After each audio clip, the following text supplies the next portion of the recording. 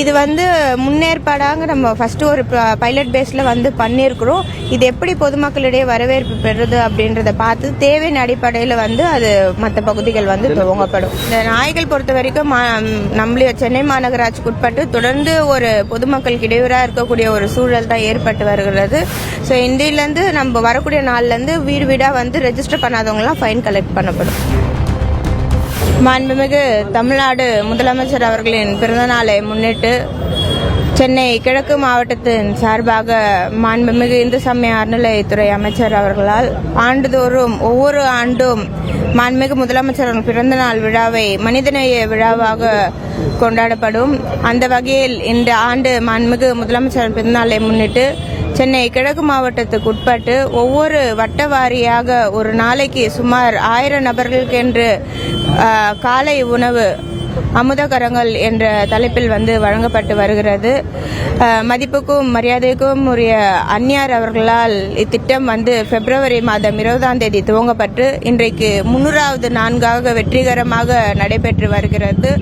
அடுத்து வரக்கூடிய 65 நாட்களும் மீண்டும் மாண்புமிகு முதலமைச்சரின் பிறந்த நாள் வரை இத்திட்டம் தொடர்ந்து சென்னை கிழக்கு மாவட்டத்துக்கு உட்பட்டு ஒவ்வொரு வட்டத்திலும் ஒரு நாளைக்கு சுமார் 1000 நபர்களுக்கு என்று இந்த காலை உணவு வழங்கப்படுகிறது. இந்த காலை உணவும் வெறும் இட்லி இல்ல தோசை அப்படின்ட்டு இல்லாம அனைத்து வகையான உணவுகளும், அதாவது பொங்கல், இட்லி, பூரி, சப்பாத்தி, அதே போல் அதற்கு தேவையான வடகறி, சட்னி, சாம்பார், அது மட்டும் இல்லாத ஒரு பாதாம் பால், இப்படி பல்வேறு வகையான சுவையான காலை உணவு மாண்புமிகு அமைச்சர் அவர்களால் வழங்கப்பட்டு வருகிறது.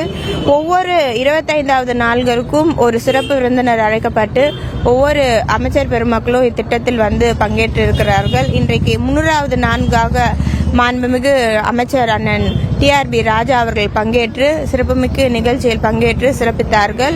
இந்த வகையில் அடுத்த 25ஆம் நாள் அடுத்த சிறப்புமிக்க அமைச்சர் அவர்கள் இந்நிகழ்ச்சியில் பங்கேற்று சிறப்பிப்பார்கள் என்பதை தெரிவித்துக் கொள்கிறேன்.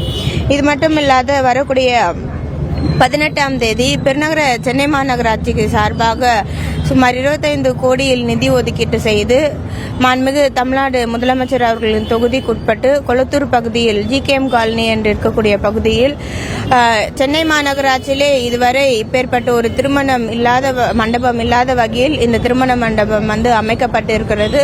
மாண்புமிகு முதலமைச்சர் அவர்களின் பொற்கரங்களால் இந்த திருமண மண்டபம் வரக்கூடிய 18ஆம் தேதி துவங்கி வைக்கப்பட்டு இருக்கிறது. இதில் 10 ஜோடிகளுக்கும் திருமணம் மாண்புமிகு தமிழ்நாடு முதலமைச்சர் அவர்கள் பொற்கரங்களால் ஏற்பட இருக்கிறது. இந்த விழாவும் பெருநகர சென்னை மாநகராட்சி சார்பாக ஏற்பட்டு வருகிறது.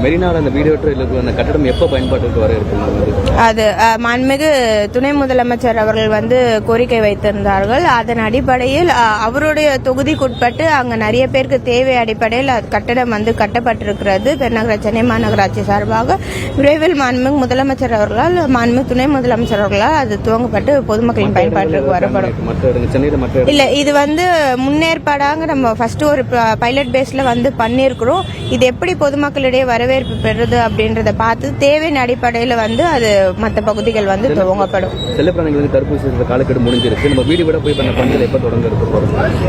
இந்த நாய்கள் பொறுத்த வரைக்கும் நம்மளுடைய சென்னை மாநகராட்சிக்கு உட்பட்டு தொடர்ந்து ஒரு பொதுமக்களுக்கு இடையூறாக இருக்கக்கூடிய ஒரு சூழல் தான் ஏற்பட்டு வருகிறது. அந்த வகையில் இன்றைக்கு மாநகராட்சி சார்பாக தடுப்பூசிகள் போட்டப்பட்டு வருகிறது. அதே போல சிப் பொருத்தப்பட்டு அந்த நாய் எந்த அளவுக்கு தடுப்பூசி போட்டிருக்கு, ராபிஸ் அஃபெக்ட் ஆயிருக்கா, அஃபெக்ட் ஆகலையான்னு வீட்டில் வளர்க்கக்கூடிய செல்ல பிராணிகளுக்கும் போடப்படுது, சாலையில் இருக்கக்கூடிய திருநாய்களும் போடப்பட்டு வருகிறது.